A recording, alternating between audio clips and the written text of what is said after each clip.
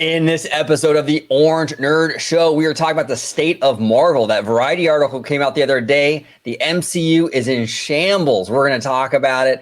We're also going to talk about that South Park episode. So we're going to dive into the PanderVerse. We're going to talk about Snow White live action. We have a ton to talk about today. We got the guys from the Bad Thoughts podcast here with us today, up next on the Orange Nerd Show.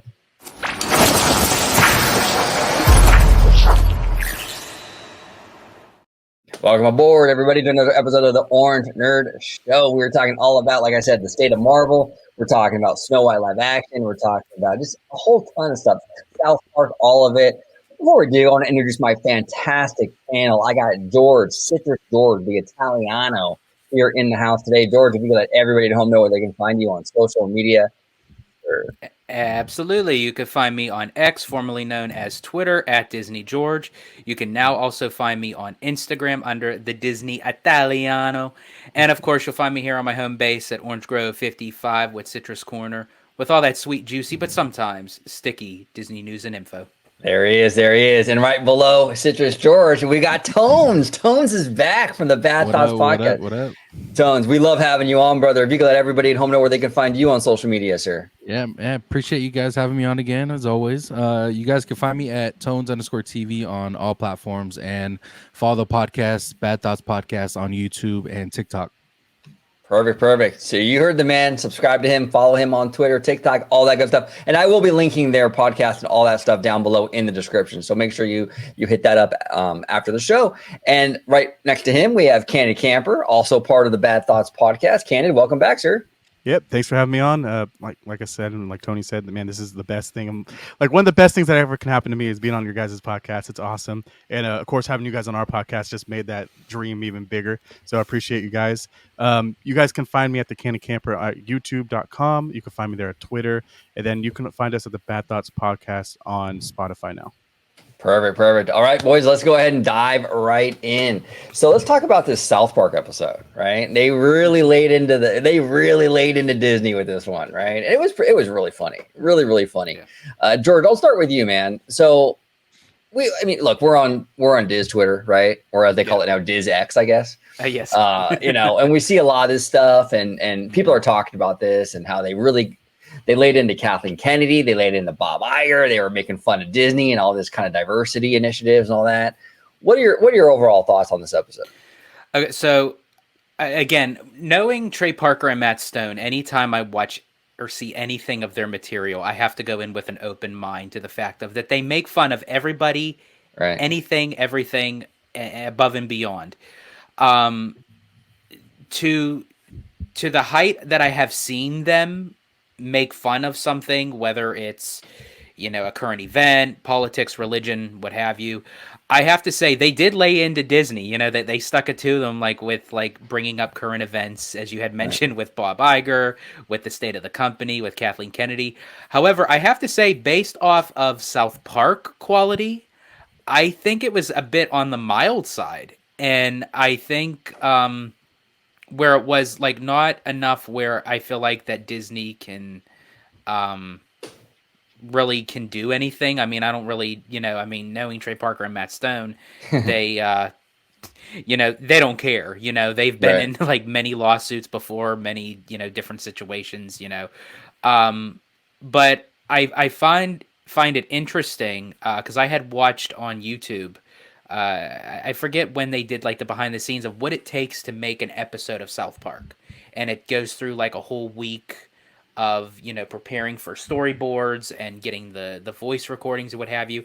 And what I find quite interesting is, I did not know this, that actor and former Saturday Night Live performer Bill Hader was a consistent writer on South Park. He worked with Trey and Matt on some of the material, and Bill was also part of doing voiceover work for several Disney Pixar movies, such as Fear from Inside Out, now probably Inside Out 2. He did the voice of the Slug in Monsters University, so he has a connection with both sides of the spectrum. So it makes me wonder, how much that he was willing to do to put into the writing, because that's what, in my opinion, I feel like it was a bit on the mild side as far as like really like hitting it hard to Disney, but they did enough where it was funny and it was understandable of what's going on within the company today. I think people, when they look at this episode, I think they're kind of missing a little bit of the equation here, because they definitely laid into Disney. Like, they were really going after Kathleen Kennedy hard. Yeah, I mean, way more than Bob Iger, right? And they were really kind of making fun of Disney and how they approach these films now, right? It's the same movie remade over and over again, all that stuff. But they were also kind of making fun of some of the fandom. You know, when you had Cartman in bed and he wakes up from his dream and he's like, "Oh, Mom, you know, is Kathleen Kennedy under my bed?" You know, that was, I think, kind of like, he's kind of mocking the fans that are sort of obsessed with Kathleen Kennedy and kind of paranoid over what she did. Go ahead, George. Right. And actually, that was something I was going to ask you, OG. Do you think this episode was made for a specific audience? Because the normies out there, are they really going to know who Kathleen Kennedy is? Like, if someone is not into, you know, watching the trades of the companies and deep diving into like the ins and outs of like who's running it, like, you just take a normie and they watch this episode of South Park, do you think they would know who Kathleen Kennedy is? You know, we do, because we follow it every single day. So do you think this was hit towards a specific audience? Real quick, that being said, can you remind me who Kathleen Kennedy is? There you go. See, that's exactly it. Oh, she runs Lucasfilm and Star Wars, Indiana Jones, all that. So that's it. Yeah, see, by the way, exactly. Well, that's just it. That's perfect. I'm actually glad you actually asked that, because there are a multitude of an audience that may not understand who Kathleen Kennedy is. So it's like, there's probably people out there who don't even know who Bob Iger is, you know? And it's like, for us, we could look at them like they have 4 heads. No offense, Tones, but it's like, but it's like, you know, for us, that's the norm. But for somebody else, so I wonder if this episode, as you had mentioned, OG, is kind of sticking it to the fandom. If they thought, you know what, let's just go after this group of people that only they would really understand it the most. It's inside baseball. It's a little bit inside baseball. The soccer moms are probably not going to pick up on a lot of these jokes, you know? I mean, the normies. So, what I'm thinking is, you're right. I agree 100%. But at the same time, you got to remember, they're writing this stuff in like almost in real time. And something that we're probably going to talk about on the show a little bit later is the Snow White that's coming out. And that's where they kind of went on with this. So I think it can relate at some point to everybody. And then you start digging deeper. These people are going to wonder who those characters are, and they'll dig deep. And then guess what? You end up pulling them somehow into that Disney verse anyways.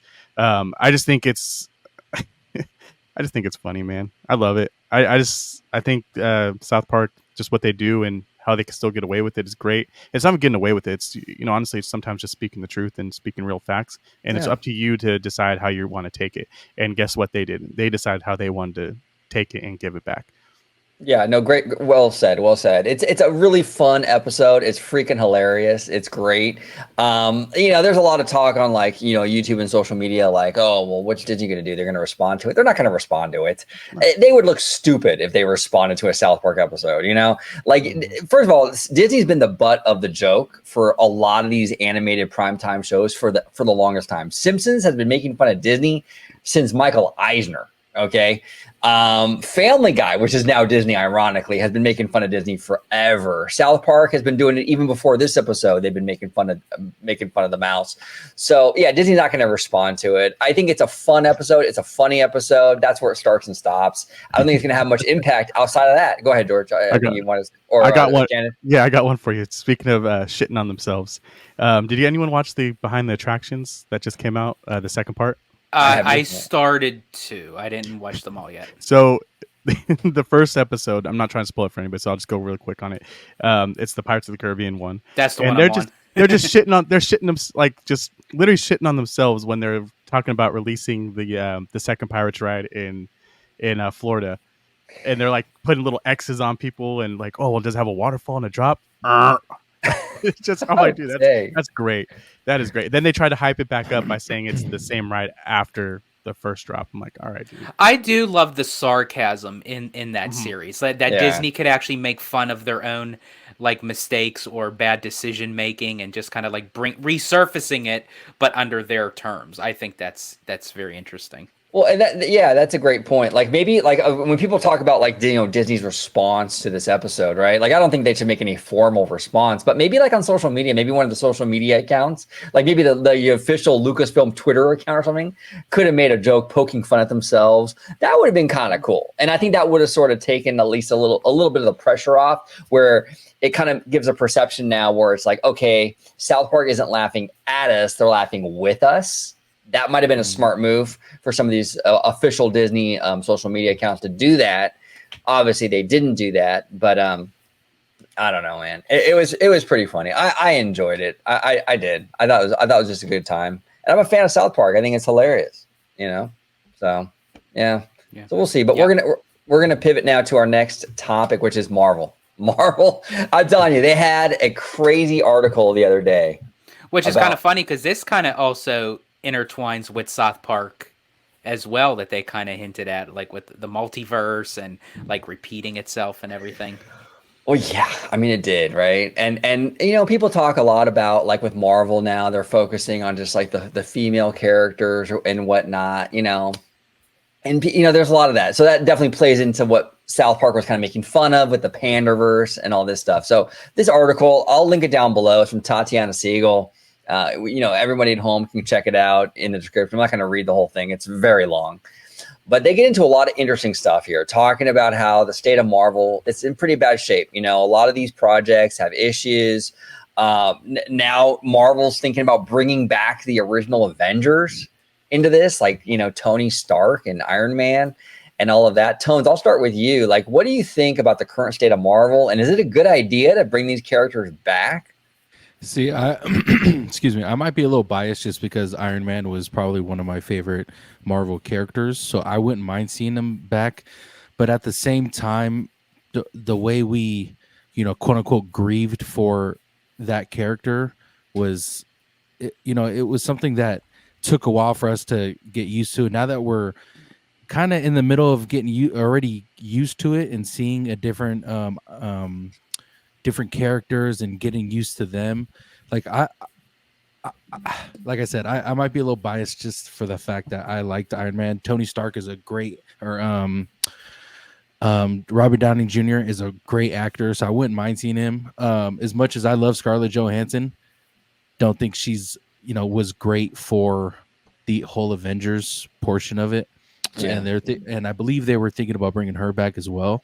Right. But at the same time, like, my issue with Marvel is they're putting out like She-Hulk. She-Hulk was probably the worst project they have ever done, in my opinion, with Marvel. The acting was subpar. The storyline was, in my opinion, trash. And the last episode was an embarrassment to Marvel in general. It just didn't make sense. It just didn't vibe with me well. But as far as Marvel, I love it. It's these pictures in the back don't mean nothing because I'm a Marvel fan, even though they're DC. But yeah, I mean, I grew up watching Marvel characters. It was fun to watch, and it's just the state of them dropping so much movies, and you have to try to keep up with every storyline, right. And you got to try to,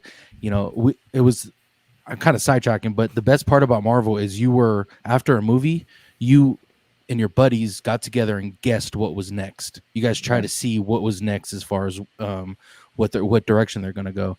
And right now, it's just there's so much going on. You have no clue.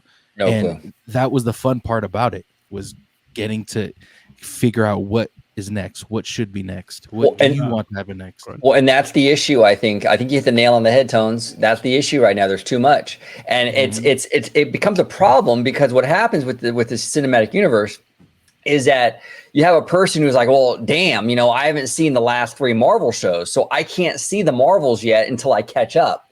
So now you're missing that box office money from that person because they feel they're not caught up yet because there's too much to consume. People have lives and work and everything like that. So that's an issue with this. There's too much to do. Like before, like you were talking, Tones, where it was like, you would watch the movie and get excited with your buddies about the next thing. Well, there was some time between those projects. And now there's right, that gap is getting smaller and smaller. And I think with these cinematic universes, I think Marvel really needs to kind of implement like a shelf life for some of this stuff, right? Like for example, with Endgame, this chapter of the MCU should have ended with Endgame, and they could have taken a year off and start a whole new cinematic universe, right? Because the further in you get, now we're like 30 movies into this, and now we got TV shows in the mix too. It becomes daunting. Like you're not going to get any new people, because in order to bring a new person in, they gotta spend 3 days catching up, start from the beginning, you know? So I think it's good to kind of start over every now and then. What I would do, and actually this is actually an idea, I can't take credit for this, but this is actually from Christian Harloff. He did a show on the state of Marvel, and I think he hit the nail on the head. I think you do with X-Men what you did with the Avengers. Like when they started the MCU, they did an Iron Man movie, a Captain America movie, right? A Thor movie, and then it culminated into this big Avengers movie. What they should do is start a whole new cinematic universe with the X-Men and go have a Wolverine movie and go through all the mutants, give them a single movie, right? So you have the Wolverine movie, the Gambit movie, whatever. And then it culminates into this big fucking X-Men movie at the end, like the Avengers. That's the way to do it. You do that slow burn, you get people invested, right? And that could be a good segue to bring Deadpool in as well. Exactly. And with X-Men. And still waiting on the fucking Fantastic Four. I mean, like that thing's been going like up and down. Like I really, and I think the issue with that franchise is because there was several movies already made of them where it can be like a hit or miss. And I know that they're, really trying to do it justice, but I really feel like the main reason why that just kept on delaying is I really don't think they know like what direction they really want to go in with that. But speaking of you had mentioned, OG, about Endgame. For me, I felt like where Marvel started to dip for me, and you and I had this conversation over the phone, was with WandaVision. Because the first, and primarily the second half of WandaVision, I loved the first half of WandaVision. I thought it was brilliant. I thought it was something completely different. It was new. As it started the continuation of the series, by the time it got to the end, it lost me. Like, it just took a completely different direction than where I thought it was. I mean, don't get me wrong. I still enjoyed watching the series as a whole because, I mean, I love watching Elizabeth Olsen. I mean, who doesn't? But, I mean, she's phenomenal. However, I didn't like her character in Doctor Strange 2. Like, that was just I didn't care for that movie in general. I mean, the CGI was crappy. It was just all over the place. Well, I like the idea behind it, but I didn't like the execution, if that makes sense. Yeah. So that's for me. Like, for WandaVision, I liked the first part of the series. I did not care for the second part. I was the opposite of you. I think it was a little slow at first when WandaVision, in my opinion, it was a little slow. And then once it got going, you start to understand what was going on, and she was getting her memory back and all that stuff. And I thought they ended it well. It wasn't perfect, don't get me wrong, but they ended it pretty well. And it kind of ballooned into Doctor Strange and all that stuff. And I thought they segued it perfectly. And I agree to a point. Like there's some main characters that everybody knows. Like even the normies, they know who they are. But when you start dipping into like What If or what's the one with those teenagers? I cannot remember the name. Miss Marvel? I don't know. Let's just say there's a whole bunch of different things, and not only that, they're on different platforms. Right. Some people have them here, some people there. So I don't know what the hell I'm supposed to watch. And then the other night, I went and turned it on, and I saw that that werewolf movie that they made, the Marvels one. Oh yeah. Didn't know what the hell that was, and if it had anything to do with anything. So I started watching. I'm like, all right, I'm gonna turn this off. It wasn't that great. Going back to what George said with the Fantastic Four, we already have Thor and everything. Why don't we have Galactus yet? Like, bring Fantastic Four in, bring Galactus. You can bring Thor into it. There you go. Now you can start off again and make a whole new Fantastic Four, lead it up to, well, the ending of it, because obviously Galactus gets killed by Thor. But even then, you had Eternals, which at the end of the Eternals actually brought in like a silhouette or whatever of Galactus. So we know he already exists in the Marvel space, the Disney Marvel space.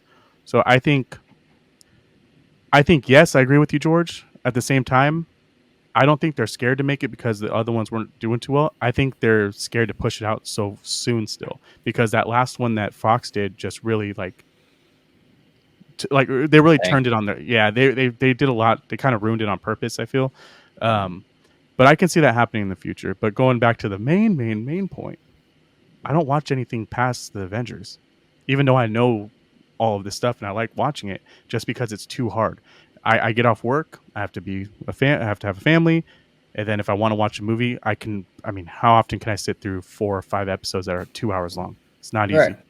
Well, and you go from these legendary characters like a Captain America, Hulk, Thor, Spider-Man, all these legendary characters, and then you're thrown into this new phase, which feels like a bunch of like secondary characters, you know? Yeah.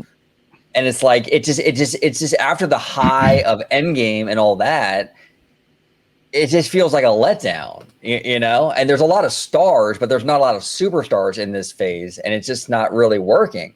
And Marvel's kind of in a rock and a hard place because this stuff is like, you know, queued up. So it's like you have all this stuff queued up. So what do? Do you cancel these things that are going to premiere in a month or 6 months, and you lose the money on those? Because I mean, right now Disney's not doing so great financially. Or do you let it go out there, you release it, and then it dies a dog's death out there, and then you damage the brand even further? So it's like, really, what do? You know? You know what I never understood though? Sorry, Tones. What I never understood was like Spider-Man, for instance. I know he's in his own world technically with everybody else, but you have all these other shows like Jessica Jones and what's the other one with the construction worker? Oh, Daredevil. Yeah, Daredevil. What? There's one more. What's that third one? Punisher. One more. One more. You see, this is exactly what I'm talking about. There's one more. I cannot remember his name right now. Oh, Iron Fist. No, there's one more. Only one we're not going to talk about. He's the what the hell's his name, man? He's like a construction worker. Oh, the black dude. Yes. What's I his know name? you're talking about. I forgot his name though. Comment in the chat. I mean, in the comments below if you remember his name. I totally forgot his name. Luke Cage. Luke Cage. Thank you. Yes. Yeah, Luke Cage. Yes. So what I'm saying is, like, you know, Spider-Man, they're all in the same world. They all live in New York. Why aren't we flashing these people in? Why isn't Spider-Man that iconic scene from one of the comic books where he's sitting there with Luke Cage on a steel beam eating a sandwich? Like, how come we're not putting those together to get people to branch out? Because when you throw, which I will say, all of those ones that you mentioned actually did well and they all made sense. Right. Before, you know, because I think that was that one phase where everyone's like, oh, these are a little too raunchy to actually make into films, so let's put them on Hulu or wherever they put them on Disney Plus. And then they started like seeing this weird trend, I think, and then it started throwing bullshit out there, like, oh, what if we make this random Disney or a random Marvel person that no one heard of? And then what? Where's the tie-ins? I need tie-ins for me to be able to keep watching, because I need to have that. So I don't know. It's a lot of unexciting characters, but like they're expecting more of our time. It's like, that's not going to work. Go ahead. For me, I think it's more of like the intertwine of like the storyline. Like when, for example, like you have Ant-Man, and then you have Ant-Man 2, and then you have Ant-Man 3. Well, it's like before when you're done with Ant-Man, before you watch number 2, you have to watch this movie, this show before you get to number 2. And then before you get to number 3, you got to watch this movie, this show before you get to number 3. You know, so it's like you have to watch different segments before you get through the whole saga of just one superhero. Now, Tones. Go ahead. I'm sorry. Well, I was going to ask you a question. Yeah, go ahead. Sorry. I was going to ask you a question, because it seems like the cinematic universe element is kind of like, it's kind of getting in the way right now. Like, it was a selling point before, but now it seems like it's getting a little too big for itself, right? Like, do you think they should start making some standalone stuff to like kind of break away a little bit from that cinematic universe thing? Yeah. So what I was gonna say was, it kind of ties into the question.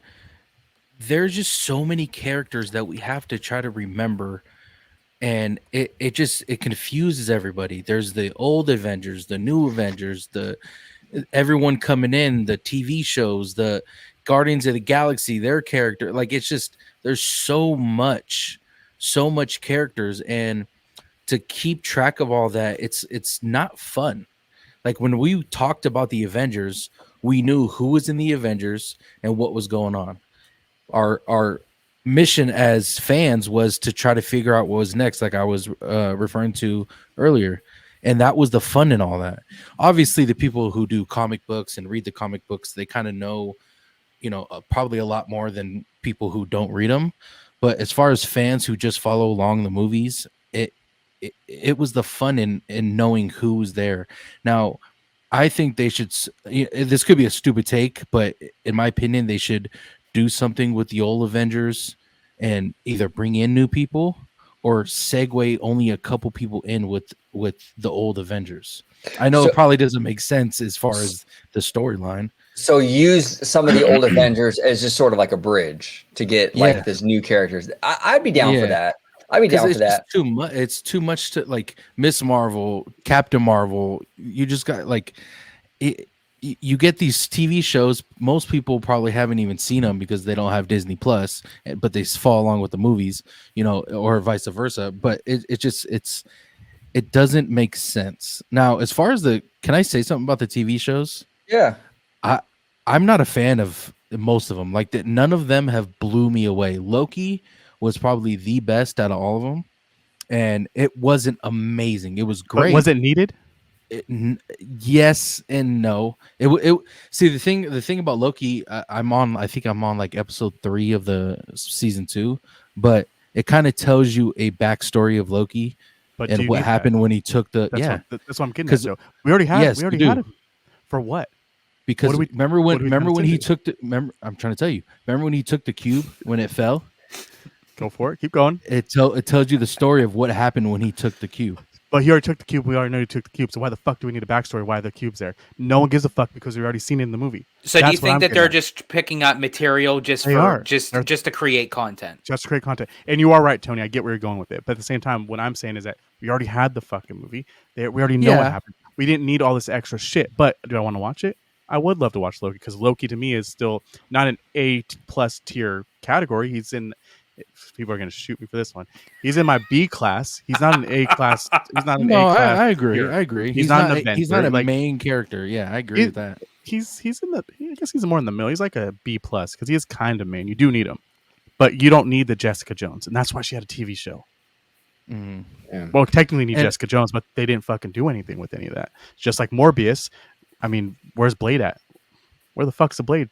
Oh, that's a whole other story. Like that in this article, they were talking about Blade and all the production problems Blade was having. Now, some of the people connected to that actually had disputed the reports, saying like because in this article they were saying that Blade was like a 4th lead and that it was about like a female character and her feelings. I was like, okay, that's a little weird.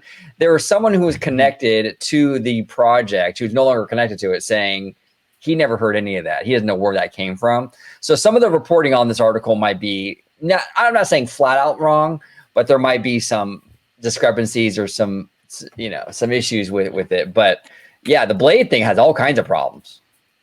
Can I ask you a question, OG? I don't know the answer. George, you might know this as well, but you said earlier that there, I guess Disney is losing out on a lot of money, or they're low on money, or something like that. You said something about fuck, I forgot what you said exactly, but I can only assume that Marvel has a lot of movies that are losing out on a lot of money, and I think that's where all their money's going to. It seems like what you're going for is the Fox acquisition. They got so many of the biggest, like X-Men, Fantastic Four, like they got all of those rights, and they haven't done shit with them still because they're playing some weird ass baseball that no one's playing with. They're literally throwing the ball to nobody. And it's crazy. Is that what you were referring to, Tones? Was the Fox acquisition? Not necessarily, but I don't remember exactly what OG said. He said something about Disney losing or their stock going down or something like that. Yeah, like they're just losing a lot of money. But it seems like they're putting, millions, hundreds of millions of dollars in projects that turn out to be shit. And that's another whole topic. I mean, if you really look at the budget costs for these movies, these movies don't need to be $300 to $400 $500 million to me. I mean, that's ridiculous. They do, but they need to be good. Like that's Yeah. the problem, You right? got there. 25 million you going could into still, Hulk and but a you could She-Hulk. still make a very good movie without needing to spend almost six figures into the whole. Like, I mean, there are movies that were done very well with Right. a low cost budget, and that's how you make a profit. Well, there was a Yeah. report the other day that one episode of She-Hulk was more than an entire season of Game of Thrones. I saw that was mind boggling Yep. to me. I mean, $25 million an episode. Where the fuck did Stupid. that money go? Because I don't see it in She-Hulk. It looks cheap as hell. It was awful. I didn't want to go into it. It was the worst Marvel anything. That I will agree with you. She-Hulk was just god awful. Like all around. Like that, the production of that looked like a novice college filmmaker just trying to start out making like home movies on his laptop at his college dorm. Yeah, I mean, part of this too is the Pandy. I think the Pandy really hit the production on a lot of these projects. I mean, $25 million the OG. I know that's the a thing. shit ton of money. Like, where, That's a there's no shitload. excuse. Even if the Pandy, or anything, like, you still had $25 million and you still somehow use it. I mean, it was just terrible. That show, If anything, being in the Pandy would be better. That motherfucker gets to sit there and actually think about a story. But They ain't going nowhere. What's the recent movie that's just coming out and they released the budget, which was somewhat decent? Like, and I think you said it, OG, where you said like Disney's starting to learn or something or other. It was something. well, they want to make the Blade movie $100 million, under $100 million, or around $100 million, and that's a great budget. That's good, and then that's something you can work with and actually make a profit on. Like this Indiana Jones movie that just came out was like $300 million. Wow. See, that's what I'm saying. See, a James Cameron movie. See, he can put out that money because he knows those films will. You'll get the receipts. Yeah. He'll make a profit off of that because that's such big technology and a big film in scope. And I'm not saying that Marvel or Star Wars isn't big, but you have to do the math that if you're going to put out $500 million or $350 million of a budget, you're going to have to know what you're going to have to receive back through box office or what have you, just to even break even, not even to make a revenue. So it's like they're doing it to themselves, just starting out the gate with the budget. Well, that Disney animation movie, Strange World, had like a $200 million budget, right? And then you had the Universal movie Puss in Boots, which only had like a $100 million budget. And it's like, and the thing is that you don't even see the quality difference. Like Puss in Boots looks just as good animation wise. Like, where does this money go? Actually, I think Puss in Boots animation quality was better than Strange World. It kind of, it was actually cooler looking. Yeah, absolutely. You know what one had a weird budget was Black Panther. I thought it was low budget when the original when I first saw it, and I went back and looked, and it was like $200 million. Wow. And I thought, and I expected, after watching it, after checking the budget, because I just expected more for that money too. And same Which thing like one Miss was it? Marvel, the first Black Panther. Oh, okay. I just feel like they didn't think it was going to do as good as it did. And if you even look at the movies, primarily, I know I'm kind of going off topic, but I'm just using this as an example, like the Pixar films. When you look at a movie like Monsters, Inc., or you look at a movie like Brave, when you look at the hair and the fur of how intricate it looks, how realistic it looks, those budgets had to be far less than what it's now. And then you get these budgets now and you look at the aesthetics of fur and hair and material. They're not as good as up to par as, to me anyways, than what it was back in the early 2000s. $115 million, by the way, on Monsters Inc. for their budget. Wow.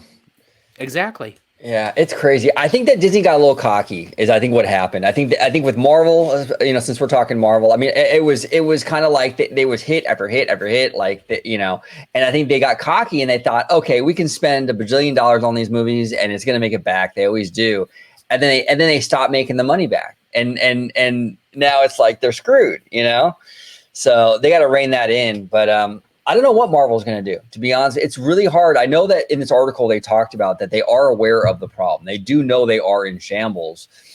But since it's all interconnected, it's really hard to kind of stop that train and like reset that whole thing. DC's having a similar problem. They brought James Gunn in, but a lot of the residual shit from the last regime is coming out now, So it's like, I don't know. It's hard to fix it once it starts to break. I don't see DC. I mean, or I don't see DC getting to the levels of Marvel, but Marvel's making it pretty fucking easy for them to do it though. Yeah. That's it's That actually Joker, insane. that Joker, I think they were surprised. I think Joker surprised them, Oh, and yeah. even the Jared Leto one, like don't get me wrong, to me wasn't amazing, but I think it still surprised a lot of upper management for sure. Oh, And but Now, it Jared made Leto. $1 billion, and it only cost them 100 million. That movie, I think it was Yeah. a super cheap movie to make, but they made $1 billion. Joker was a huge success. Go ahead, George. No, I'm sorry. Just kind of because I know of DC, like I know like the characters, the thing, but I mean I'm not like fully into it like I am with Marvel. I'm more of a Marvel than a DC. Was Jared Leto's Joker part of the Suicide Squad? Yeah. Mhm. Okay, Yeah. now is the Joker movie you're referring to the one with Joaquin Phoenix? I'm talking about both of them. Like Okay. I think they both did more than they expected them to do, and I think that's always going to be the case. Because if you notice that what they do is they Superman, Batman, and then Joker. Like they can do those three and redo them and remake them, and they're pretty much going to hit money for them every single time. Well, I and just look think at it is that. Look at different. the of how just Joker in general, because I believe Joaquin won an Academy Award for the Joker, and As so he did the should. late Heath Ledger Yep. for The Dark Knight. So two actors won Academy Awards for portraying the same character but in a different way.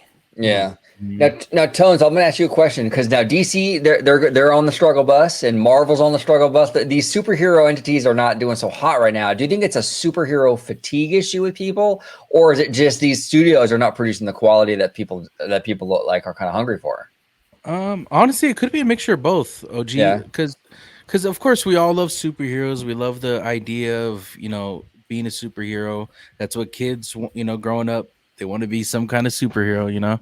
But at the same time, all as much stuff it gets thrown out to us for superheroes, it does get draining, especially people who have been following it for 10, 20 plus years.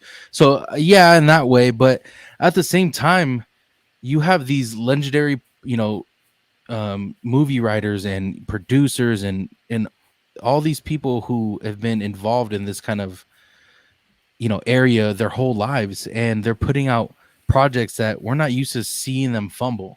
You know what I'm Right. saying? They're usually good at what they produce, what they put out. But I just think there's so much information being thrown in their ears, like, oh, this might be a good idea. This might be a good idea. Oh, we should do this. But it feels like they're trying to please everyone when it comes to those things being thrown at them by putting out so much. So I Yeah. have a question on that part. So like Sure. you're saying that they're legendary, but are they really that much? Are they really that high on a pedestal to where like James Cameron is? James Cameron can walk in the building and literally tell you no. Like doesn't matter who you are, even if you're the top of the world, and he can be like, I don't want to do that, and they would say, okay, we'll take that out. And No he problem. did. He did do He that with did. Disney when they were building Pandora at Animal Yep. Kingdom. Exactly. They wanted Flight of Passage to be like more intense and everything. He was like, "No, that's not going to work." And So it's let me like, ask you this then: do you think James Gunn has that aura about him? I don't think Yes. so. Not all the way. Not James Cameron or. I He mean, still maybe has to go not in to the that room. level. that's what I was just He going still to has to go in a room say. in front of people. Would you say to James Cameron level, or are you just saying just in general? I'm saying into the point where he doesn't have to walk into the room and all these other executives say, you know what, let's not put that in there, even though you came up with that idea. Where James Cameron's like, I'm doing this, so you're putting in the movie, or we're not going to do it. See, That's the difference. So how often does James Gunn have the good ideas, but how much of this world is tearing his ideas apart? Which we've already seen with Guardians of the Galaxies and stuff like that. Well, we'll have to find out because he hasn't Yeah. really put anything out yet. As far as For DC. It for should be a DC, trust me process for reals. Like, you know who I am. Trust me. Let me do my thing. If it's controversial at the end of the day, guess what? People are going to watch it because it's controversial. But let it happen because it needs and to I happen. I think this James Gunn, the signing of James Gunn for DC will be his chance to show how good he is, and if he somehow can make movies that have either done better than any Marvel movie or puts it to even a debate of what's better, DC or Marvel, James Gunn will have won that quote unquote that debate because I love his movies. I think he's a great director. And everyone who's watching, comment down below. Tell us what you think. If you think that James Gunn, has that higher status as James Cameron, definitely comment down below. Well, I and just here's think they're something. going to censor him. That's all I'm saying. Like, it has nothing to do with if he's legendary, but he is a legendary person. But how much is he censored compared to the James Cameron being censored in these films? So who knows what the original intent was? And then you had this weird twist plot because the rest of the board or that big old room full of people say no. Either way, the interesting too with James Gunn is if you look at Marvel, I mean, really the only standout success recently was his movie Guardians. I mean, everything else kind of died a dog's death. It's kind of crazy. Go ahead, Tones. I'm sorry, brother. No, I was just gonna say, what was I gonna say? That you want to give me some money for a fish? You said something. I forgot what I was gonna say. Oh, the censoring. So if DC doesn't really have a censored kind of, it's not as censored as Marvel. So I think he'll, flourish because of that. You know what I'm saying? Do we know that though? Do we know that DC isn't more like, hey, you know what? We got to keep this character where we need it. We have to abide by the comic book rules, or do they just willy nilly let people do what they want? And that's why we got some fucked up DC films for over the years. Yeah, that's a good question. We'll see. We haven't seen a James Gunn DC film yet. The first one to come out will be Superman. I think it's Superman Legacy, if I'm not mistaken. Is that what it's called? Hey, but as long as they don't add all that film grain shit, they're good. Yeah. I'm probably going down a whole nother alleyway, but I mean, growing up playing video games, I mean, what I would love to see is like if they really wanted to reboot Marvel in a whole nother way and possibly start a whole nother franchise of movies, is let's see like a Marvel versus Capcom. Oh, dude. Cool. Oh my God, that could work. That would be cool, man. That would be really, really cool. Did you guys see Blue Beetle yet? I haven't seen it. No. Me too. I heard it was actually pretty good though. I heard it was really good. So that's what I'd love to see. Reboot Marvel in a different way. Let's do a Marvel versus Capcom, and who's to say that might even reboot their own franchise and bring them back? Because I mean, I would love to see a Mega Man kind of. Because I mean, I used to play that shit all the time on the Super Nintendo. That's a wild idea, George. That's a wild. And video game movies right now are hot. We had Mario. We got Five Nights at Freddy's. They're hot right now. Yeah, even Sonic. What was that? I said we had Pixel. Yeah, Pixel. Yeah. Hey, what was the whole deal with Friday? What was it called?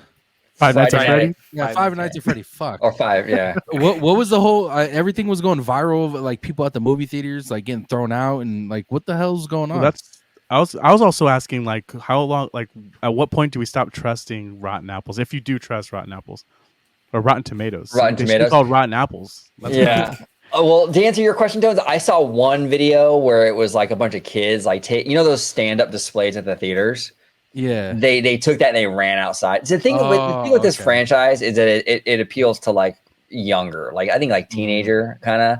So you're gonna have that like teenager element in the theater, and I think that's what's causing a lot of that. And then to answer your question, Candid, like about the Rotten Tomatoes, yeah, dude, I don't even really. I mean, it's interesting to kind of see the score, but if I want to see something, I'm gonna check it out. Even if it's rotten, I'm still gonna check it out because a lot of times the critics don't know what the fuck they're talking about, and even the audience too. You never know. Like, there's movies out there that I've heard terrible things about, and I end up watching it on my own. I'm like, actually, I kind of dug it. You never know until you actually see it for yourself. You got Geely, right? You got Geely for the original and in a little silver case, just sitting behind you. That's the best movie ever created.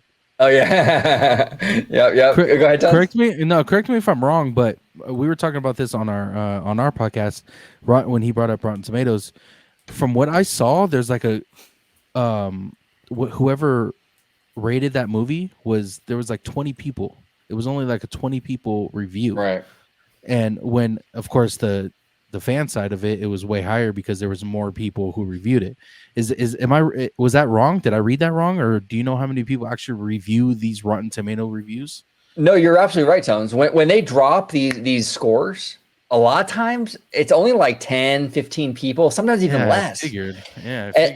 Yeah, I mean, because it's a new score, so there's only a few people in there, and it's like, Yeah, and people run with these scores like, oh, well, it's a 65%. Yeah, but there's like only 7 people that reviewed it, you know? So Yep. it's crazy. But I speaking mean, of movies, people take the Rotten Tomatoes like the gospel, like Yeah, it's the it's Bible. crazy. Like you got to go like word for word, and it's like, and even if it is, you know, a very low percentage, as OG had mentioned, it's like I'm still gonna watch it. And there's a lot of movies where I mean, if I used to watch the show Siskel and Ebert from the '80s and the '90s, where they did movie reviews, and there's movies that neither one of them liked, and it's like, but I dug it, you know, and it was like, yeah. you know, each person could have their own opinion on it. But go ahead, OG. Yeah, no, absolutely. You got to see this stuff for yourself, you know? I mean, that's the way to go. I don't know. I mean, we'll see. And the thing with Rotten Tomatoes too, it for me, it just feels a little compromised because it's owned by, I don't know if you guys know this, but it's actually owned by Comcast, Universal, and Warner Brothers. It's a joint venture between those two. So it's like, Makes sense. you know, so I'm like, okay, that's fucking shady. So that's skeptical. Yeah. And I've heard stories over the years that like even with studios outside of those two, like with Disney and others, like, you know, they can manipulate that stuff. So, you know, I wouldn't take it to heart. It's interesting to look at the score and kind of like, oh, okay, but it's not going to keep me from seeing a movie I want to see, you know? When we had mentioned this in our show, we had my buddy Zach on, and he said that he goes to IMBD instead of Rotten Tomatoes, and I never thought of that. I totally forgot about that website, but IMDb has a better reference to if a movie's good or not, because a lot of people review it on there. And as Candid Camper had mentioned that, you know, Rotten Tomatoes should be called Rotten Apples, but I don't know about it being rotten, OG, but how about a poison apple? Yeah, there we go. Yeah, segue right into live action Snow White. Let's talk about it.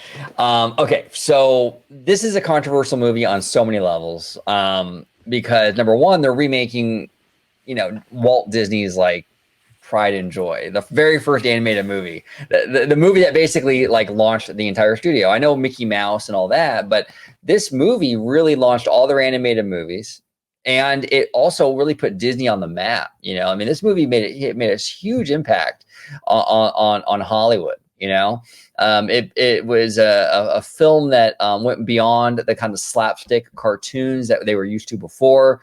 There was real emotion in this movie and all that. Now they're remaking it, and it's like, you know, there's a lot of weird stuff going on with this remake. So this is a still that Disney released the other day. I'll start with you, George. I know we kind of touched upon it the other day. What are your thoughts on this, man? I mean, do you love it, hate it, mediocre? So for me, I'm so over and done with the live action remakes. Just in general, it has nothing to do, you know, just with Snow White or what have you. I'm just so over just the live action remakes. It just feels like the creativity to actually sit down and make an original story is basically like left in the dust. It's like non-existent anymore. Now, speaking of this movie, and we touched upon it again, I don't know what the budget of this film was, but just the look of it, it looks like something that a high school play puts on. As far as like the aesthetics go, even to the dress looks too animated for me. Like it looks like I would want it to look more live action. If you're going to do something live action, more authentic, more just looks too cartoony to me. So what you're saying, it looks more like a Halloween costume. Exactly. Okay. Yes, exactly. Now, as far as the seven dwarves go, they are completely CGI animated. Right. They don't look aesthetically pleasing to me. I mean, the CGI looks awful. I don't like it whatsoever. I know that there was like a lot of back and forth going on, like whether they would use live actors, whether it would be not even them being titled dwarves or what have you, just like with a lot of, you know, between actor Peter Dinklage and his statement and everything, and Disney getting in the crossfires with that. But me personally, I feel like the route that Disney had taken with this, I feel like that they had taken away the opportunity for certain actors to have this opportunity to play the dwarves. And I believe Peter Dinklage mentioned, something about them, them living in a cave together and what have And you. I quote that fucking backward story about 7 dwarves living in a cave together. Okay, well, Mr. Dinklage, let me reiterate that statement to you. They didn't live in a cave. They worked in a mine. They lived in a cottage in the forest. So if you're going to make a statement, get your facts correct. Yeah. But overall, it's aesthetically non-pleasing to me. I wish that they would have given the opportunity for live actors to play the dwarves, and it just, I'm just over the live action. Yeah, the live action remakes are in a weird spot, right? Because if you're going to remake it, it has to separate itself from the animation. So it kind of lends itself to like change, because you don't want to just remake it verbatim, because what's the point of that? But then once you start tinkering with it, it's like, oh, well, no, we like the original, right? So they're in a rock and a hard place with this.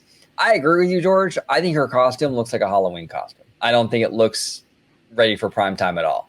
The dwarves look okay. They remind me of that Steven Spielberg film a few years ago, BFG. Big, right? That's what it looks like. And it's okay, but I don't know, man. I'm with you. I don't really care about these live action movies, and they're just, for me, they're short-term cash grabs. You don't really, once they get released and out there, like Disney doesn't really ever utilize them. Like, when's the last time you heard of live action Jungle Book? When's the last time you've seen anything for any of these live action movies? Live action Beauty and the Beast. I don't see anything in the park for any of this stuff. Well, they fall off once the movie gets released. Go ahead, George. Well, and I know that this movie was already in the pipeline, in production on and off for so long, so they would have to, continue with it. But like Disney recently announced like a live action Frozen and a live action Moana and a live action Princess and the Frog. So they're just announcing those now. I think Disney is kind of putting all their eggs in one basket right now to announce so many a slate of live action films before even knowing what this movie is even going to do as far as in the box office, because the Little Mermaid The Little Mermaid didn't do as hot, and Bob Iger was like, I mean, that was the worst thing that he could ever done, was like make that the main like poster child of saying, this is where the company is moving forward. Well, he said you'll see the strength at that quarterly earnings call. He said you'll see the strength of the Disney brand when Little Mermaid comes out, and the movie like didn't do well. It's like, come on, Bob. So it's like you gotta be careful of like how, again, you're putting all your eggs in one basket. So is Disney then kind of repeating itself by them saying, okay, yeah, we're going to do Moana, we're going to do Frozen, we're going to do Princess and the Frog, but again, Little Mermaid, not so hot. I don't really think this movie is going to do so hot. I mean, not to sound like a negative Nancy, but I feel like that they're just, in a way, wasting money. And I actually mentioned this by accident, just being sarcastic on the phone with OG. And I said, what's next after that? Big Hero 6. And we're sitting there thinking, actually, that might actually be a kick-ass movie. It's a Marvel. It's Marvel. Exactly. If you made Big Hero 6 live action, you get Kevin Feige involved. It's based on a Marvel comic. That might actually be pretty dope. See, some of these animated films lend itself to live action more than others, right? I think Big Hero 6 would be a cool idea to work with. I think Treasure Planet would be a dope concept to work with, right? Atlantis would be cool to work with. I think some of these you can work with these, and it would be pretty cool in live action, maybe even better than they were in animation. Emperor's New Groove. Emperor's New Groove. The problem with Disney, though, is that they're taking movies that were like masterpieces in animation, and it's like, how do you live up to that? Like, how are you going to make a better Lion King? You're just fucking not. You know what I'm saying? Yeah. How do you make a better Snow White? You're not going to do that. Treasure Planet was a flop. You can definitely up that one. Go ahead. But before you say your idea, Candid, to your Emperor's New Groove live action, I refuse to see it unless they actually get David Spade to play Cusco. Of course, and not only that, that was probably one of the best. Like, the llama was David Spade. Like, even if you transformed it to live action, it can still be David Spade. That whole cast can be what it was. I agree with you. What is it? John Goodman? John Goodman. Dude, why not? And I'm going to say it, but it could work. it could definitely work. What I was going to say, you know how you can make all these old movies work, OG? Yeah. Follow the fucking book. Follow what you already did on the animated scene. Don't change shit. Make the fucking movie. Get your quick crash grab, like you said, and get the fuck on with your life. Right. We don't need all this extra bullshit. We don't need these controversies to fucking build this story up of a shitty movie just because you already know it's a shitty fucking movie.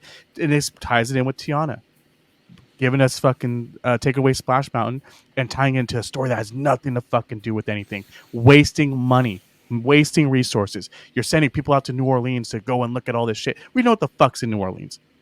Come on. We know it's there. You don't need to send people there. You have a movie right here that you can literally make and just copy and paste, and everyone would be happy. You would have none of this bullshit. And then well, you're right. You're right, Candid. It's like, okay, I understood like in Walt Disney's day in the 1930s when he had to travel to Latin America to do like, you know, the Three Caballeros. We live in the age of the internet. You can Google now, okay? Yeah, exactly. I mean, you know what New Orleans looks like. First of all, it's not the first time they've done a thing on New Orleans. You've done Pirates of the Caribbean, which is based on that.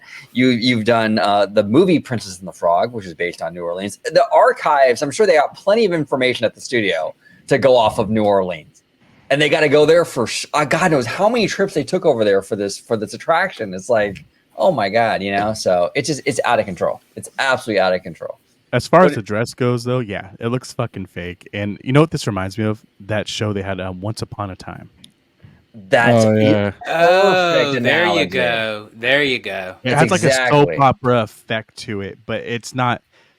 It doesn't. It's just. This is dumb. For some reason, that show it kept me intrigued, and then like I was like, "Fuck! All right, I gotta watch the next episode."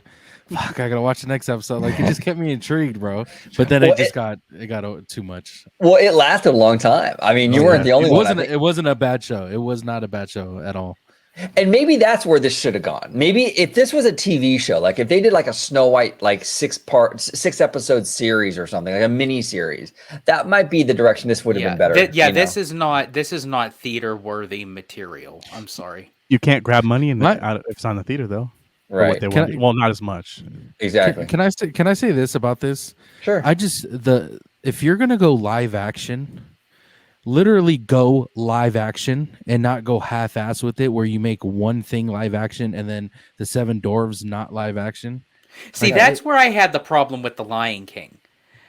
For me, I mean, it was good, but I mean, you can't necessarily call that live action. There was one prop in the whole entire fucking movie that was real.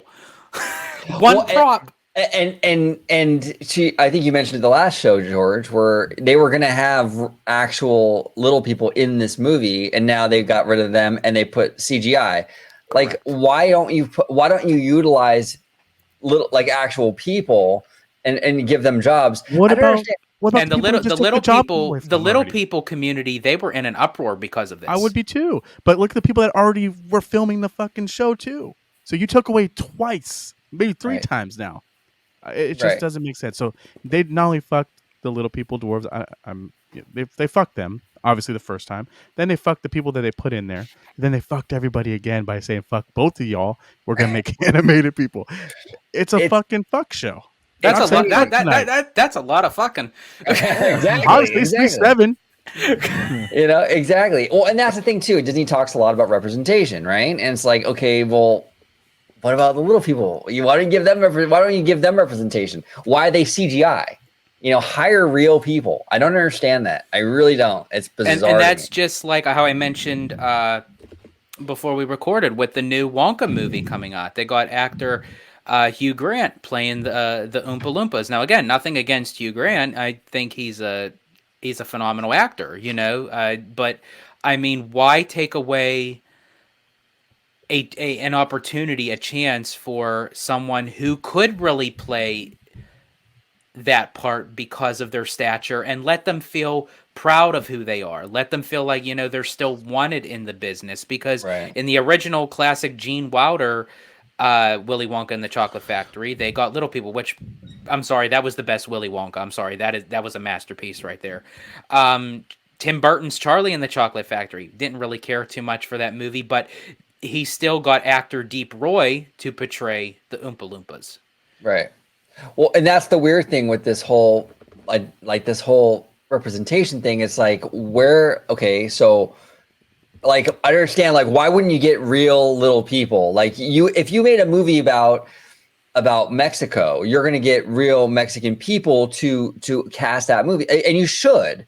So in this case, why would, if they're so conscious of that in these other movies, other shows, whatever, why aren't they giving this the same respect? I don't know. It doesn't make any sense. It's like they're trying to do it out of respect for them, but in a sense they're insulting them because all they're going by is one person's statement, which was Peter Dinklage, one person, and then you have this whole entire community. Why are you going for the 1% opposite of the 99? Right. Yeah, guess who doesn't have to be in the fucking movie? Peter. Yeah. Mind your own fucking business. You don't want to be in it? Go fuck off then. Go ahead, Tons. No, I'm saying I think they tried to save, and like I really think this. They were trying to find ways to save money, and I think this was their way of saving money. And you don't have to pay 7 people at that point. Exactly. Right. And I think this was their way of trying to save money. And at the end of the day, it's going to lose them even more money by doing this. So I think it's a terrible idea. I think they lost money when they let her do her own interviews. That's the thing. I'm glad you brought that up, Candid, because I do want to touch upon that a little bit. Like, I think she's a lovely young lady. I mean, I think she's really pretty. I got nothing against her, but she really is like sabotaging her own movie with this. Like, you got to get, you got to be more careful on when you're being interviewed and stuff, because Amber Heard. Oh, totally. And you have a whole segment of people shit in the bed. Shit in the bed, big time. Shit in the bed, big time. You have a whole segment that, like, half the country, right? The more conservative leaning people, they're gonna jump on all this woke stuff that she's talking about, and you're gonna totally sabotage your film before it even comes out. You're gonna have all these YouTube videos and all these people talking about this movie in a bad light. When it doesn't, it's so unnecessary. It's just so unnecessary. And it kind of makes it seem like she then doesn't care about the project that she was on. It's all about her image. It's like, okay, now I'm going to get the spotlight put on me for, the remarks that I'm saying in this interview. It has nothing to do with the film. It's the activism over the project. Correct. And that's where Disney needs to step in and tell a lot of this talent, no, that doesn't, we have to make money here. This is serious. Okay. You can't, it's part of Disney's fault. They need to regulate their talent a little more with what they say when they're out there and being interviewed. Yeah. They're worried about these actors or producers or directors to not leak any information on these movies. But this is more of an issue. Exactly. It's like, why focus on that? This is the stuff you should be focusing on. I'd rather have something leaked of a movie than deal with any of this stuff. Yeah, like, and actually, she's actually a great actress. Like, I actually liked her, and I might get shit for this, I don't know, but I actually really liked her in West Side Story. I thought she was phenomenal. I think her character's name was Maria. Great job. She's got chops. She can handle this stuff. She's very talented. Just come on, cut the activism. Go ahead, Tones. No, I was just gonna say, at least, like, we're not saying don't speak your mind, but you might want to wait until like a little bit after the movie has been released, right? Speak your mind, just so you get those people. Oh, you already watched it. Oh well, I can talk my shit now. By the way, I didn't know the prince wasn't going to be in it until I watched her interview. I had no idea. I would have went into this thinking it was Snow White and 7 Dwarfs. And no, now I know there's no prince. I don't know. I mean, at the end of the day, if you really want to get into the fine lines of things, and that's what this person thinks is, putting all that to side, still walking into this random person's house, and last time I checked, that's breaking and entering. It's just gonna go and take their stuff and take showers and like clean up and everything. I don't know. Last time I checked, you shouldn't be doing that, and they should have called the cops on her. Just saying. But the dwarves probably don't mind. They're like, all right. Hey, sorry, I filled up your sriracha bottles while you were gone. Oh, George, that hit a little close to home, buddy. Oh, absolutely. Well, I mean, there's 7 days in a week, so yeah, exactly. You see George come out of nowhere. Sriracha. Someone say sriracha? That's great. That's great. Yeah, so I don't know, you guys. We'll see what happens. Now, what do you guys think? Like, George, do you think they should just cancel this thing, or do you think that it's too late? I think if Disney was to cancel now, that makes them look vulnerable, that whatever they're producing is just they're just giving up with any little thing that would pop up. I think it's too far along for them to cancel it unless it's like an extreme emergency, even more beyond than what has already gone down. Yeah. Especially with them releasing the still photos and with all the interviews and what have you. I just and it was delayed a year, so now they got time to tinker Yeah. with it a little bit, Yeah. right? So How long has it been in production for already, you think? oh gosh, this thing's been like, it started, I think, before the shutdown, wasn't it? I think so. It's been like 3 years, Yeah. maybe. And then there was that, what was that fire that broke out on the studio stage or something, like there was like already like issues going on with it. It was like an omen. But It was Walt. yeah. Exactly. He's like, don't fuck with my story. Yeah, he's like, it's my folly. But I just feel like it's going to get released. Yeah. I don't really have any, oomph to even want to go see this thing. If I do, I'll probably just wait for it to go free on Disney Plus just to check it out, just to say that, just out of curiosity. But I kind of hope. I don't want Disney to fail, but if this movie does fail, they need to see where they're going wrong, because then they have to fix those issues. If they don't recognize it and take care of it, then they're going to keep making those same mistakes over and over again, and it's going to cost them money. And that's the one thing I respect, to go back to Marvel, that article, Marvel and Kevin Feige, they're very aware of the problems at Marvel. And that's good. I mean, you can't fix a problem you don't know exists, Or admit it.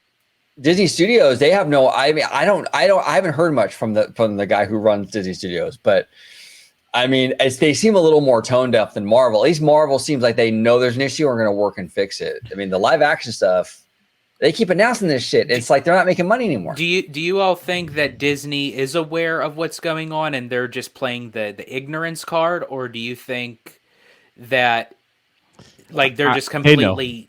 They know. They know. So what I think's happening is they're trying to, without me going too deep in it, I think they already have stuff lined up. They're going to push all this shit out, get it out of the way, let it do its thing, and then they're going to have a refresh, and then we're going to start getting quality again. But I think there's already stuff they're too far deep in. Their foot's just too far in that door that they can't back up. Like, what OG was saying, it'll just make them look like pieces of shit. Yeah. So just get it out there. Fuck you. Reboot again another 10 years from now. Call it a day. Hey. Oh no, go ahead. Well, I was going to say real quick, because if you don't release it, you're going to get $0. Yeah. If you release it and it still falls short, at least you made something. Go ahead, Tony. No, I wanted to backtrack so you guys can keep talking about, because I wanted to ask you a question about something else we talked about earlier. Oh, go ahead. No worries. Yeah. I don't remember what your opinion was on them bringing back Iron Man and what's her name, Scarlett Johansson. I don't remember if you answered that or not. I didn't. Okay, so here's the thing. It feels for me. Okay, I think as fans we all want that because those are obviously the better characters, right?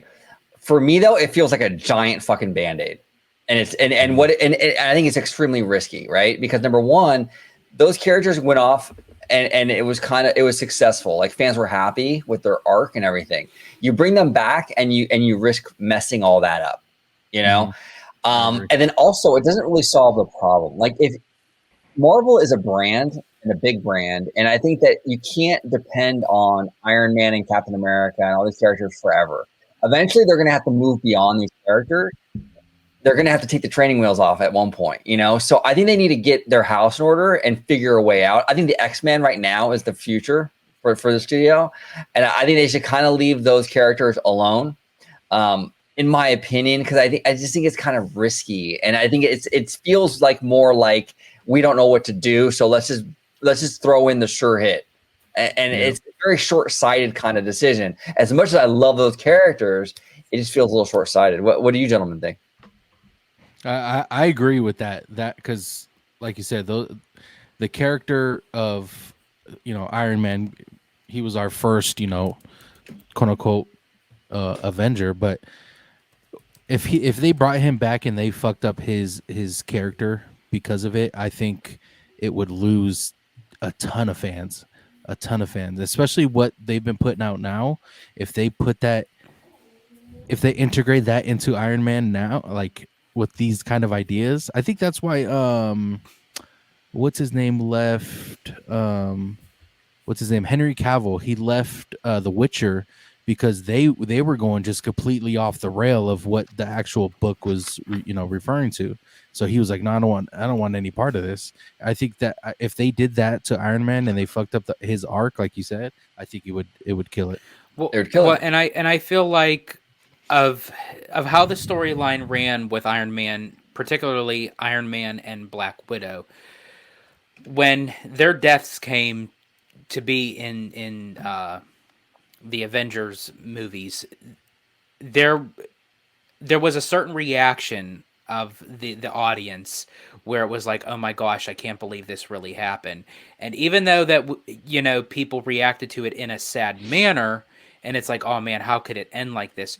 To hurry up and then just try to bring them back, and it's like, oh no, just kidding, here I am.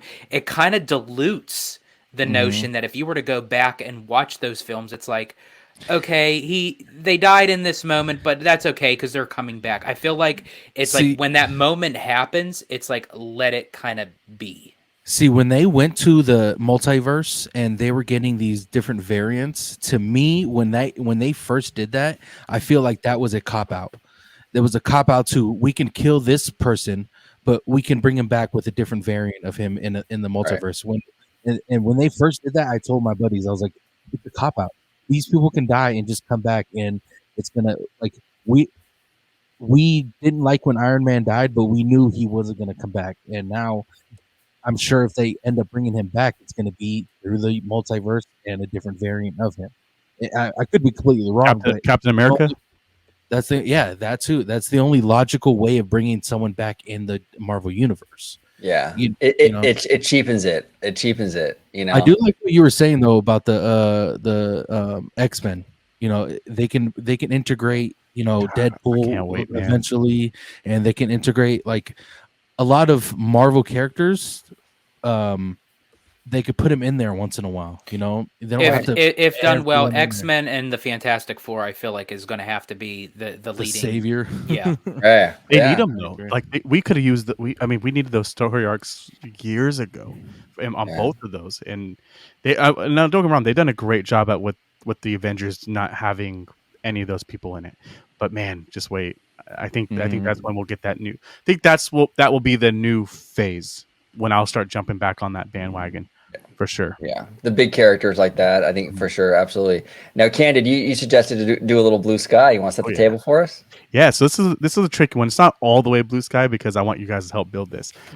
And I might have brought this up before, but I'm not sure. So let me know when you guys ready? You guys ready for this one? Ready. Wait, what is blue sky?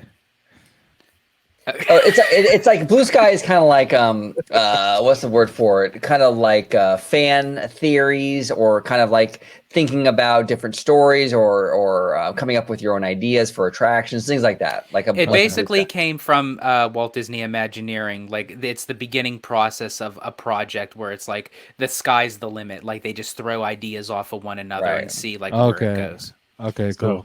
So, here we go. It's a 3-parter. First off, is Tom Sawyer Island a waste of space? Could they get away with removing the rivers of America? And then on top of that, how much size will they gain if they remove the rivers of America and Tom Sawyer? I guess it's a 4-parter. And then what would you put in that space? And how would you connect it to the rest of the park?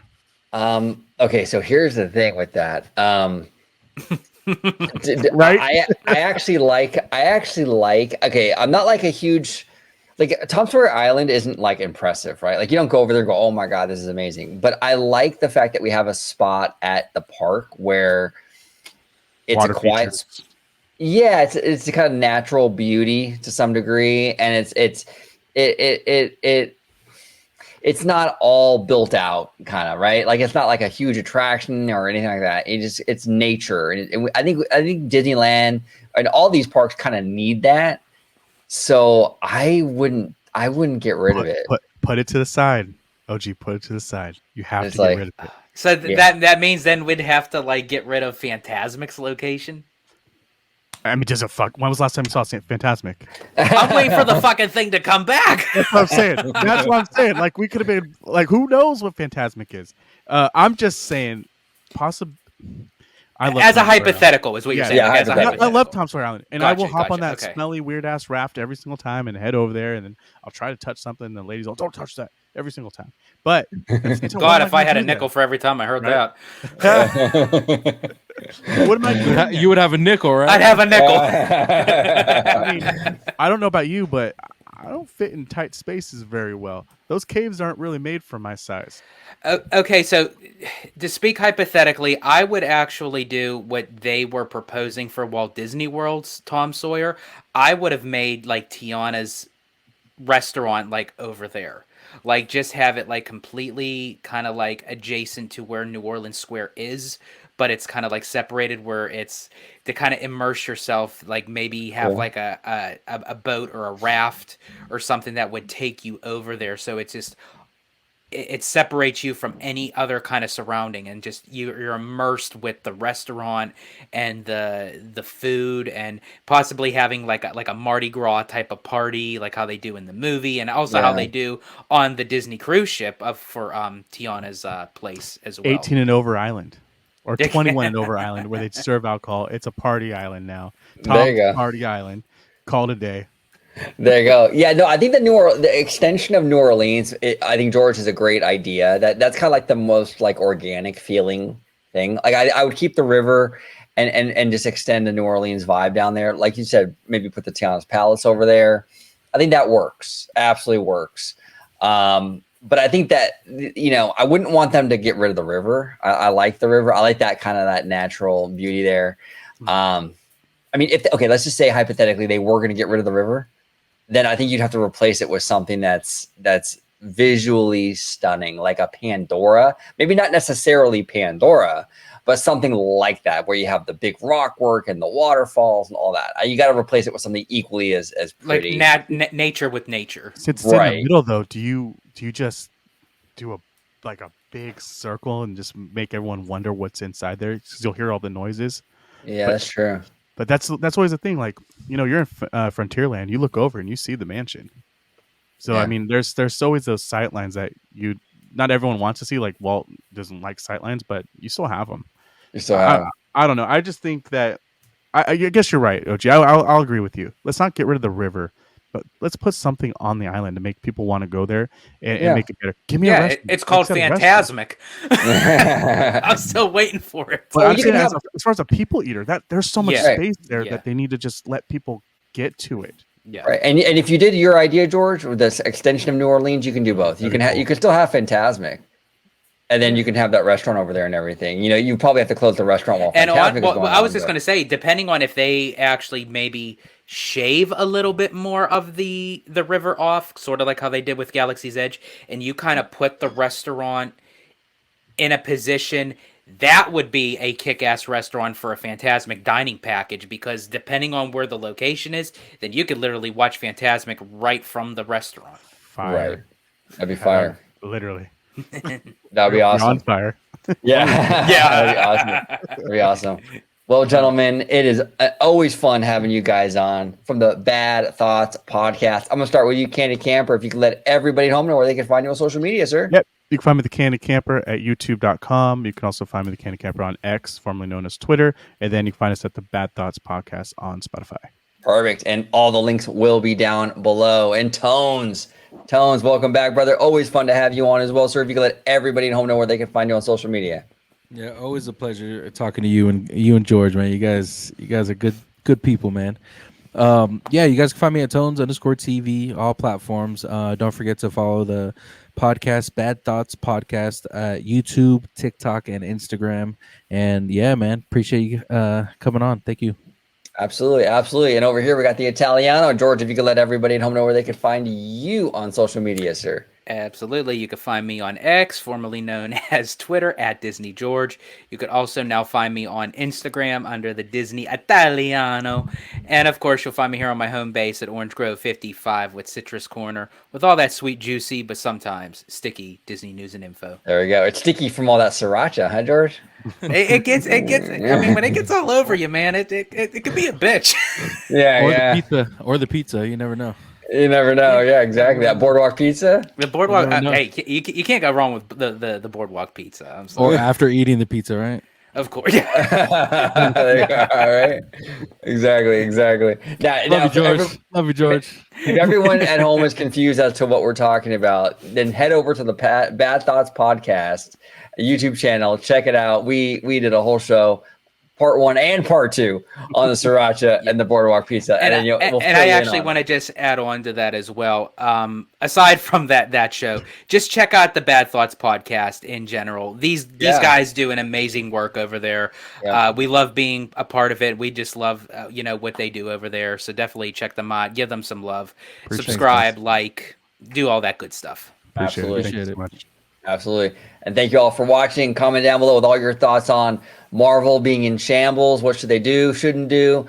Snow White live action, and the South Park PanderVerse episode. Very interesting stuff happening over there. So comment down below. We would love to hear from you. And as always, have a wonderful, wonderful day. Bye-bye, everybody.